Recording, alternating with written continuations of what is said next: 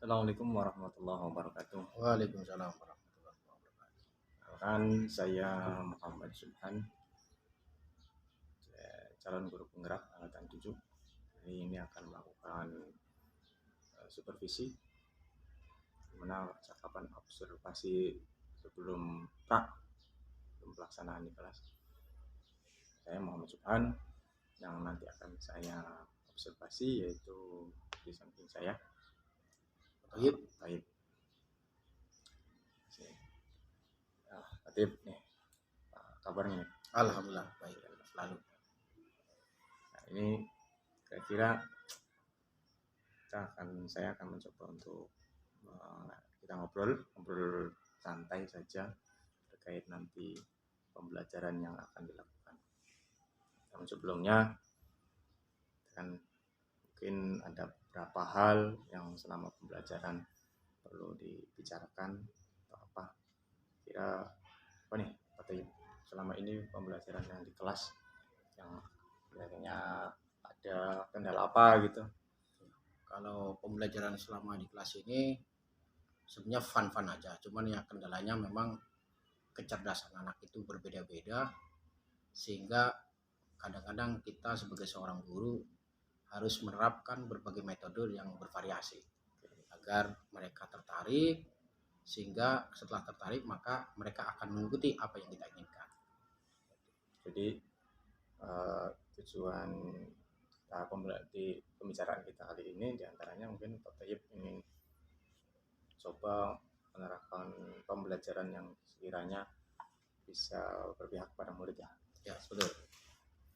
Menurut Pak Tayyib nih, kondisi siswa kita itu sejatinya seperti apa? Kondisi siswa kita sejatinya itu sebenarnya mereka itu tidak ada yang bodoh ya, mereka itu cerdas semua. Cuman memang bahwa kecerdasannya itu perlu digali oleh seorang guru sehingga mereka akan lebih termotivasi dalam pembelajaran.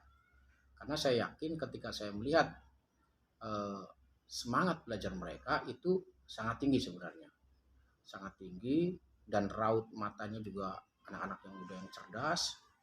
Nah, itulah yang kadang-kadang kita sebagai seorang guru bagaimana memotivasi anak didik kita untuk bisa belajar lebih giat lagi, lebih semangat lagi, yang suatu kelak nanti diharapkan mereka semua itu punya hasil yang memuaskan, yaitu dapat menumbuhkan semangat tinggi dalam diri mereka. Artinya baik semangat belajar maupun semangat dalam hidupnya. Itu yang saya harapkan bagi mereka. Gitu. Oke, semangat belajar. Kira selama ini siswanya yang selama Bapak mengajar itu apakah memang sudah semangat atau memang ada yang belum semangat atau mayoritas semangat, tapi ada beberapa yang tidak semangat. Kita tidak dipungkiri bahwa siswa itu ada yang semangatnya ada tinggi, ada juga yang sedang, tetapi ada juga yang sama sekali semangatnya sangat kurang. Nah itu yang kadang-kadang kita sebagai seorang guru harus meningkatkan kembali bagaimana yang baik, yang sudah semangatnya bagus lebih bagus lagi, yang sudah bagus lebih ditingkatkan lagi, yang belum bagus untuk dibaguskan kembali, dan yang kurang harus lebih bagus kembali, sehingga kalau mereka sudah punya semangat belajar yang tinggi, saya yakin pembelajaran itu akan lebih fun, akan lebih menyenangkan, dan sehingga apa yang disampaikan oleh Bapak Ibu guru itu akan diterima oleh mereka. mantap, pembelajaran yang fun ya. Kayaknya pembelajaran yang fun. Selama ini apakah pembelajaran sudah fun? Selama ini pembelajarannya ya ada yang dalam siswa itu dalam siswa masih belum fun banget ya. Sedikit fun, tapi belum 100% fun. Ya baru 60% lah. Mungkin pernah mengalami fun. Alhamdulillah pernah mengalami fun. Anak-anak senang, dan biasanya pembelajaran yang saya terapkan itu selalu diawali dengan ice breaking, karena bagaimanapun juga kenapa harus ada ice breaking, karena sehebat apapun guru, kalau siswa dalam keadaan sedih, maka apa yang disampaikan oleh guru jangan harap bisa diterima oleh otak mereka. Makanya kalau sudah fun, insya Allah mereka akan senang gitu. Tapi baru 60%, belum 100%. Makanya ini tantangan bagi kami sebagai seorang guru untuk terus belajar dan belajar bagaimana menciptakan pembelajaran yang asik dan menyenangkan. Dan ini tantangan yang luar biasa bagi kita. Yang ada faktor-faktor nih Pak. Kapan momen kenapa siswa bisa fun? Kapan momen kenapa siswa tidak bisa fun? Nah, itu apa Pak? Faktor yang membuat fun itu salah satunya faktor alam. Yang pertama, kalau sudah siang udah mulai mengantuk. Itu biasanya ini tantangan guru bagaimana biarpun sampai siang atau sore pun sekalipun bagaimana dia harus bisa fun terus. Nah ini tantangan kita, makanya kita harus menciptakan pembelajaran yang menyenangkan.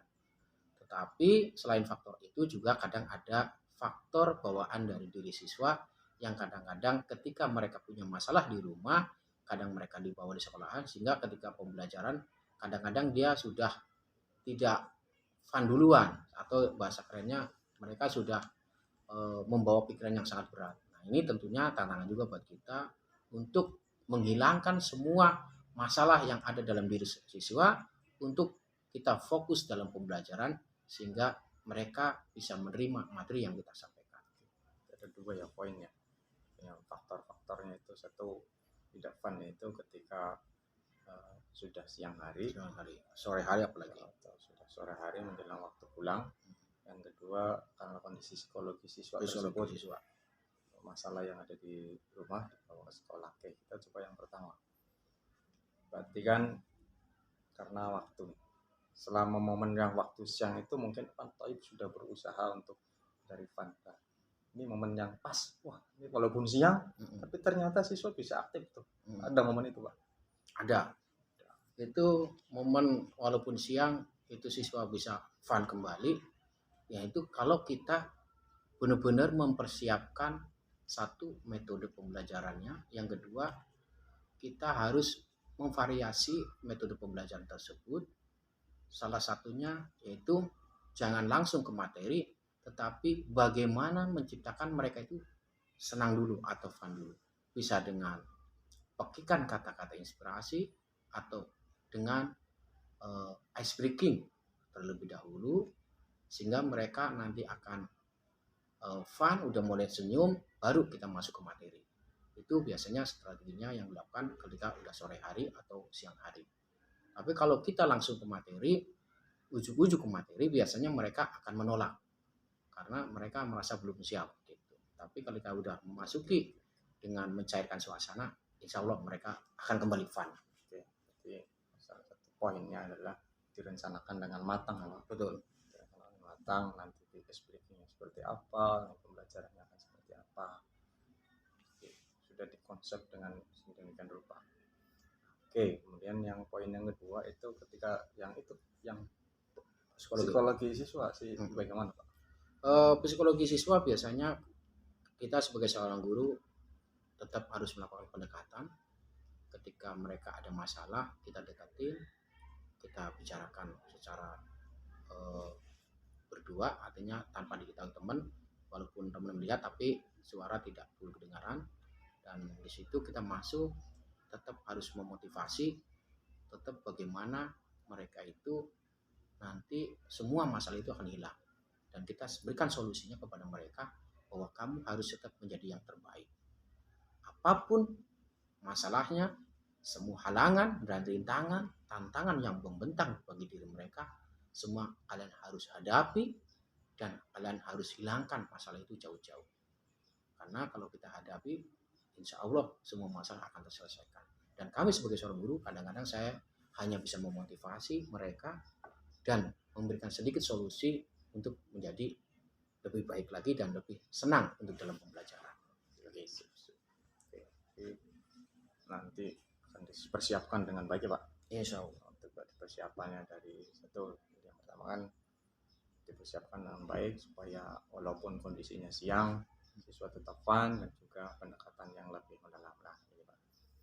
Tadi kan setelah nanti saya akan coba masuk ke kelas untuk melihat pembelajaran Bapak, observasi langsung. Nah ini kira-kira nanti akan ada materi yang disampaikan Pak. Betul. Tujuan pembelajaran dari materi itu nanti tujuan pembelajaran materi tersebut yaitu siswa diharapkan dapat menganalisis tentang perjuangan memproklamasikan kemerdekaan RI dengan baik dan benar. Yang kedua, diharapkan dalam pembelajaran itu siswa dapat menjelaskan tentang perjuangan proklamasi kemerdekaan dengan baik dan benar. Itu salah satu tujuannya mereka itu untuk bisa menganalisis dan menjelaskan salah satu materi yang tertuang dalam pembelajaran tersebut. Bisa menganalisis perjuangan dari Memproklamasikan kemerdekaan RI, proklamasi kemerdekaan, dan juga bisa menjelaskan benar. Jadi itu ya tujuannya, bisa menganalisis terkait proklamasi dan juga bisa menjelaskan ulang terkait proklamasi yang dipelajari nanti. Kira-kira dari situ itu tujuannya Pak, besar tujuan. Yang akan dikembangkan dari siswa itu apa? Yang akan dikembangkan dari kan itu analisis, cuman berarti kan apa gitu. Kalau tadi bisa menjelaskan, nanti di siswain itu aspek apanya yang akan dikembangkan? Yang dikembangkan dari siswa bukan hanya aspek kognitif, tetapi aspek afektif juga masuk dan psikomotorik juga masuk di situ. Makanya nanti rencana saya itu menerapkan metode pembelajaran yang mengakomodir berbagai kecerdasan anak, sehingga mereka itu baik aspek kognitif, afektif, dan psikomotorik itu tercover di dalamnya.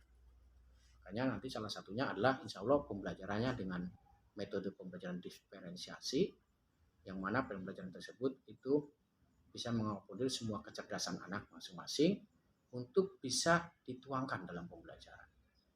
Itu berarti ya semua areanya, tidak hanya kognitif, psikomotor, tapi sikapnya juga diperhatikan. Paling utama semuanya itu juga.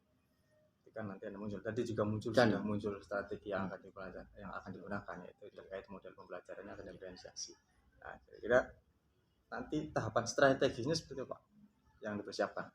Strateginya itu nanti saya akan memberikan selembar isian yang di situ mengacu pada kecerdasan anak-anak masing-masing.